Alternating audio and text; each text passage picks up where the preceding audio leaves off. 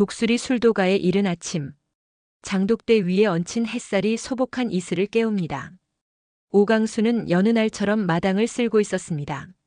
묵묵히 그리고 익숙하게. 그러나 그날 아침은 달랐습니다. 술도가 정문 앞에 한 여인이 서 있었습니다. 바짝 긴장한 어깨, 허리를 낮게 굽힌 그녀는 장미애였습니다. 강수는 빗자루를 멈추고 고개를 들었습니다. 눈이 마주친 순간 서로 말이 없었습니다. 한쪽은 무언가를 기억하려 애쓰는 듯 했고 다른 한쪽은 기억을 외면하려는 듯 고개를 돌렸습니다. 장미애는 돌아서려다 발걸음을 멈추고 다시 술도가를 바라봅니다. 그 눈빛엔 한 아이를 떠나보낸 후 단 한 번도 놓지 못한 죄책감이 담겨 있었습니다. 20해 전 장미애는 혼자였습니다. 부모의 인정을 받지 못한 사랑, 감당할 수 없는 생계, 세상의 손가락질 앞에서 그녀는 결국 아이를 버릴 수밖에 없었습니다. 그러나 그 선택은 그녀의 삶을 버리는 일이기도 했습니다. 버려진 아이는 다행히도 따뜻한 사람들에게 길러졌습니다. 형제들과 함께 자란 오강수. 그는 이제 어엿한 어른이 되었고 술도가의 누구보다 성실하고 든든한 존재가 되었습니다. 하지만 장미애는 그가 바로 자신의 아들임을 말할 수 없었습니다. 그의 곁에서 격리로 일하며 날마다 마음으로만 불러보는 이름. 강수야. 그날은 조금 달랐습니다. 전날 독고타기 술도가에 찾아와 강수에게 쏘아붙인 말. 옷이 성 아닌 사람은 빠져. 그 말은 그냥 흘려들을 수 없는 말이었습니다. 강수의 가슴 어딘가가 철렁 내려앉았습니다. 말도 안 되는 말이지만 왠지 모르게 그 말이 꽂혔습니다. 그날 밤 강수는 오래된 앨범을 꺼냈습니다. 흑백으로 바랜 사진들 속 형들의 품에 안겨있던 어린 강수는 어딘가 불안한 눈빛이었습니다. 기억은 흐릿했지만 어린 시절 꿈에서 자주 보았던 따뜻한 손, 부드럽게 자신을 안아주던 낯선 향기. 그 모든 것이 지금의 장미애와 겹치기 시작했습니다. 다음 날 새벽 강수는 다시 마당에 나와 있었습니다. 찬 공기를 들이마시며 스스로에게 묻고 있었습니다. 혹시 정말 그럴 수도 있나? 장미애가 뒤따라 나왔습니다. 둘 사이엔 짧은 침묵이 흘렀고 강수는 마침내 조심스레 입을 열었습니다. 저 혹시.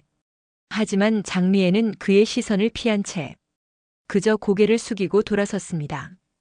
그 순간 말하지 못한 말들이 서로의 마음을 울리고 있었습니다. 강수는 장미애의 떨리는 뒷모습을 오래도록 바라봤습니다. 눈빛은 말보다 먼저 진실을 알기 마련입니다. 그날 밤 강수는 끝내 잠들지 못했습니다. 눈을 감으면 들리는 이름, 엄마. 그는 이 이름을 단 한 번도 불러본 적이 없었습니다.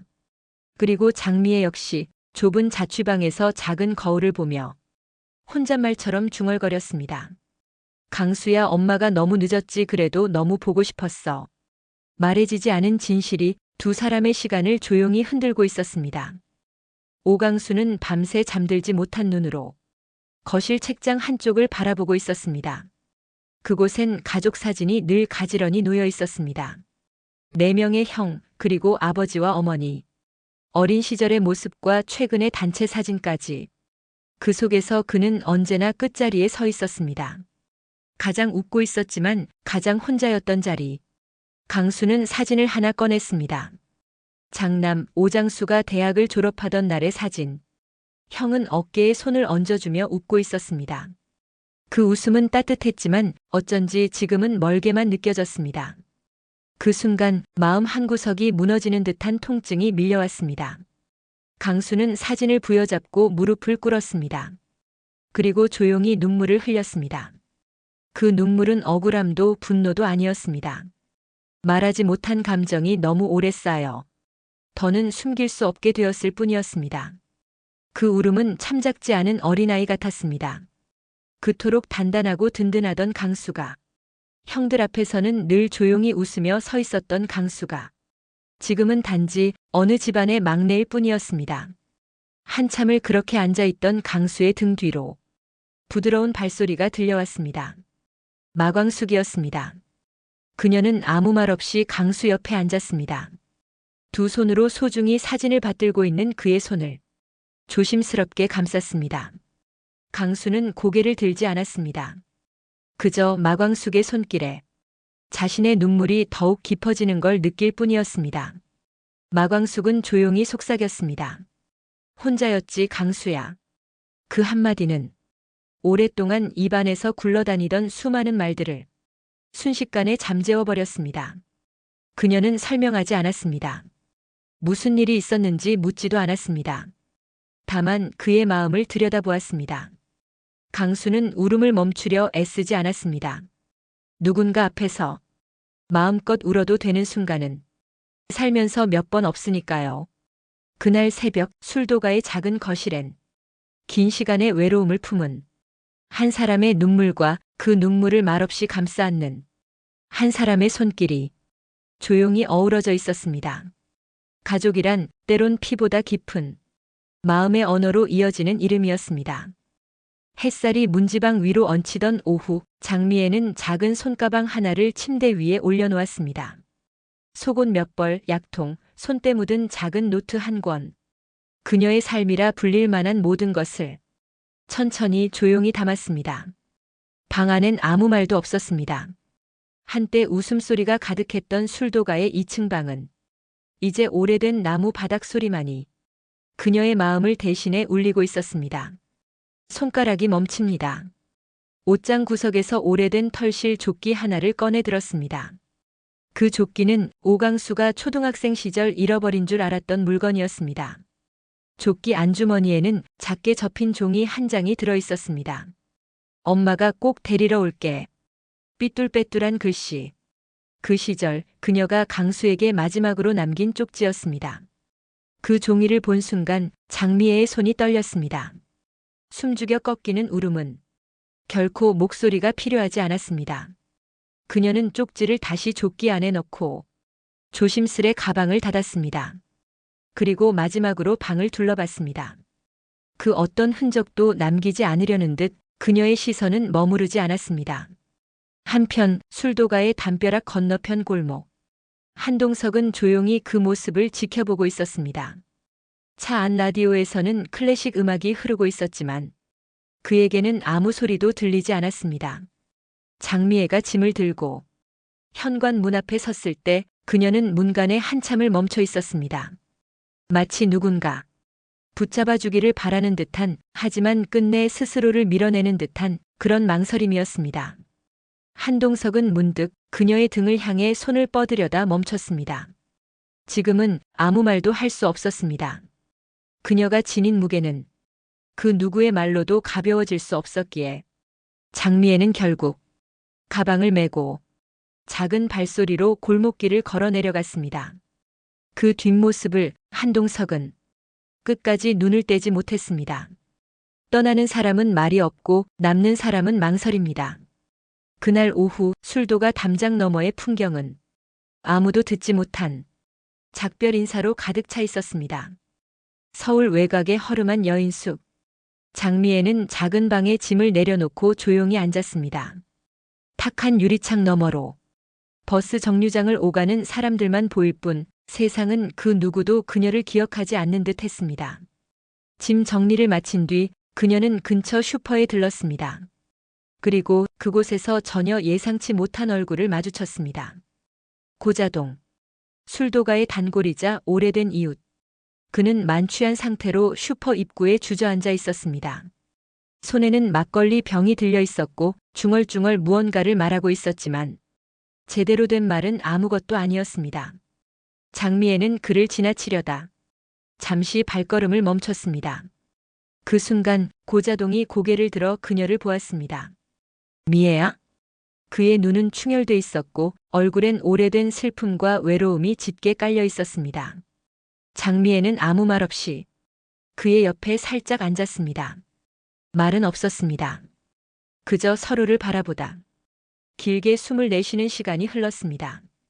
술도가 대문이 벌컥 열렸습니다. 오범수가 창고에서 쌀포대를 나르던 순간 그 소리에 고개를 들었습니다. 독고탁. 기세등등하게 문을 박차고 들어선 그는 처음 보는 사람에게조차 공간을 점령하는 기운을 내뿜고 있었습니다.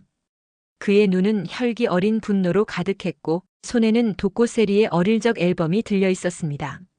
세리 여기에 있는 거지? 오범수는 아무 말 없이 그 앞을 가로막았습니다. 한 걸음, 또 한 걸음.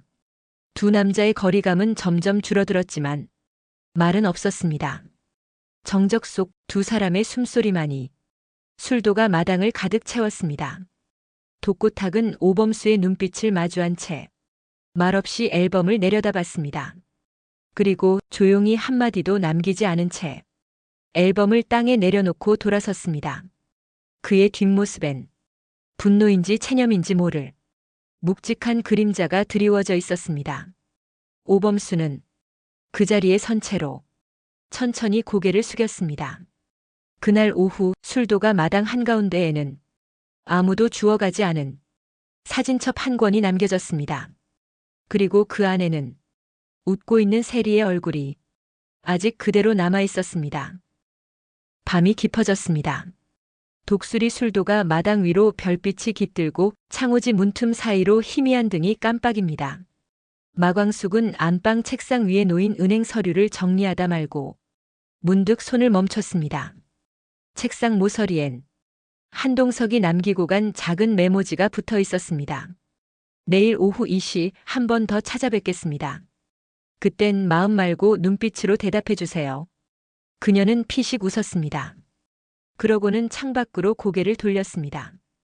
텅 빈 마당, 그곳엔 아직 돌아오지 않은 오강수의 운동화 한 켤레가 놓여 있었습니다. 한편 도심 외곽의 조용한 골목, 낡은 여인숙 앞 오강수가 멈춰 서 있습니다. 벽에 기대어 조용히 담배를 문 채 그는 2층 창문에 희미하게 비치는 불빛을 올려다보고 있었습니다. 바로 그 방, 장미애가 묵고 있는 그 방이었습니다. 그는 담배를 끄고 고개를 숙인 채 잠시 망설였습니다. 그리고 결국 아무 말 없이 돌아서 조용히 걸어가기 시작합니다. 그의 뒷모습이 작아질수록 창문 안에서는 장미애가 조용히 커튼을 걷고 그 모습을 지켜보고 있었습니다. 눈가엔 물기가 맺혀 있었지만 입술은 굳게 다물려 있었습니다. 그녀는 그저 그 자리에 서서 사라지는 아들의 뒷모습을 바라보았습니다. 그 순간 다른 한 장면, 지하철 역사 한쪽 구석, 낡은 여행 가방을 안고 잠든 소녀, 독고세리, 구겨진 교복 위로 밤바람이 불어오고 그녀의 얼굴에 살짝 눈물이 맺혀 있었습니다. 곁엔 누군가 그녀에게 남긴 따뜻한 보온병 하나. 그 병 위엔 이름도 없이 따뜻하게 드세요라고 적힌 작은 쪽지 하나. 그날 밤 세 사람은 서로 다른 곳에 있었지만 서로의 온기를 어렴풋이 느끼고 있었습니다. 그리고 어느새 동이 틀 무렵 술도가 마당의 대문 너머로 한 사람의 그림자가 조용히 걸어 들어옵니다. 흰색 셔츠 위에 검은 재킷을 입은 그 남자. 바로 한동석. 그의 눈빛은 단단했고 손에는 진한 보랏빛 꽃 한 다발이 들려 있었습니다. 오늘은 그녀에게 마음을 직접 전하려는 날이었습니다. 세상이 조용해진 그 새벽 각자의 자리에서 누군가는 용기를 내고 누군가는 망설이며 누군가는 기다렸습니다. 그리고 그 모든 순간을 조용히 지켜보는 듯한 독수리 술도가의 하얀 등불 하나. 이 밤이 지나고 나면 모두의 마음에도 작은 불빛 하나 켜지길 바라며